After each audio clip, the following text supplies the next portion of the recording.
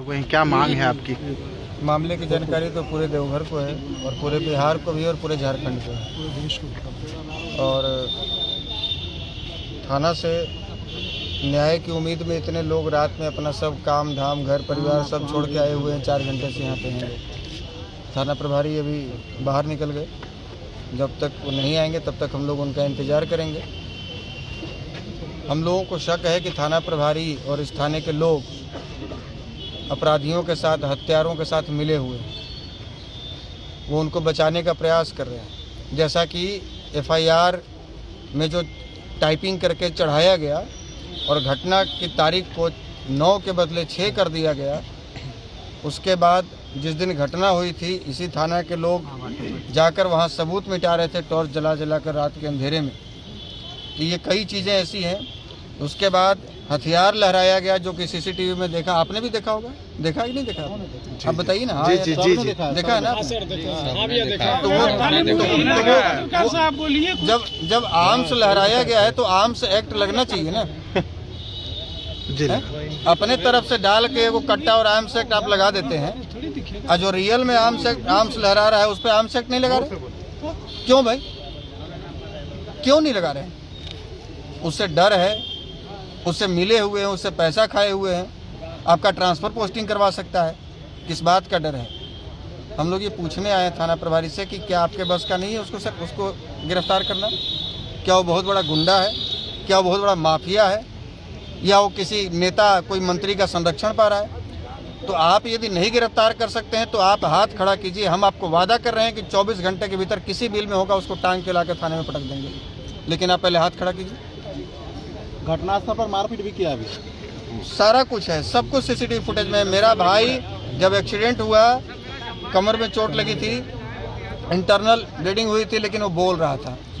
यदि तत्काल उसको हॉस्पिटल में ले जाया जाता, मानवता भी कहती है कि ठीक है, हमसे यदि गलती हो गई तो हम उसको हाथ पैर जोड़ के, भैया गलती हो गई, हम उसको हॉस्पिटल में पहले बचाएं। पहले बचाना जरूरी है। लेकिन उस हरामजादे ने, कितना बड़ा वो कमीना होगा और कैसे कुल में वो पैदा लिया होगा और कैसे उसकी परवरिश हुई होगी उस राहुल चंद्रवंशी और चंदन चंद्रवंशी की। उसके भीतर इंसानियत है ही नहीं उस हरामजादे के भीतर। उसको तो लगा कि कोई सड़क छाप आदमी मर गया, अब इसको मार ही देते हैं, हॉस्पिटल पहुंच जाएगा, जिंदा हो जाएगा तो ये बयान दे देगा। और 1 घंटे तक वो हॉस्पिटल नहीं जाने दिया। लेकिन उसको पता नहीं है कि वो किसका भाई था। अलग के भीतर हाथ डाल के उसका जीव खींच लेंगे, उसको आज यहाँ से कह के जा रहे हैं। आज आप लोग का क्या मांग है? और वो किसी भी बाप के पास जाके पैर पकड़ ले, वो बचने वाला नहीं है। आज का क्या उसको मांग टंगवाएंगे और निश्चित रूप से टंगवाएंगे। और उसमें जो भी अधिकारी शामिल होगा, जो मंत्री शामिल होगा, जो नेता शामिल होगा, जो भी शामिल होगा, किसी को नहीं बख्शा जाएगा। हम इसी के लिए जिंदा रहेंगे। अब केवल इसके लिए, केवल इसको सजा दिलवाने के लिए जिंदा रहेंगे। और जीने का मेरे पास दूसरा कोई कारण नहीं। हम लोग सब साथ क्या मांग है आज का?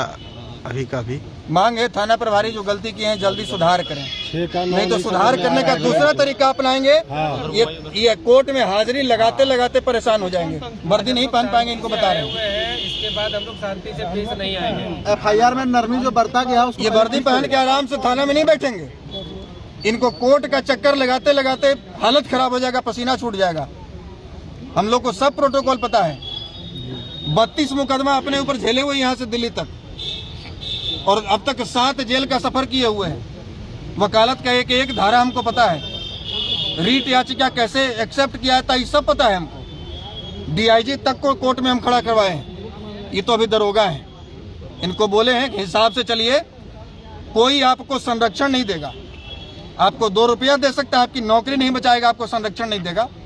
इसलिए काम कीजिए ईमानदारी से। ये वर्दी मिली है आपको न्याय दिलाने के लिए, किसी हत्यारे का साथ देने के लिए नहीं मिली।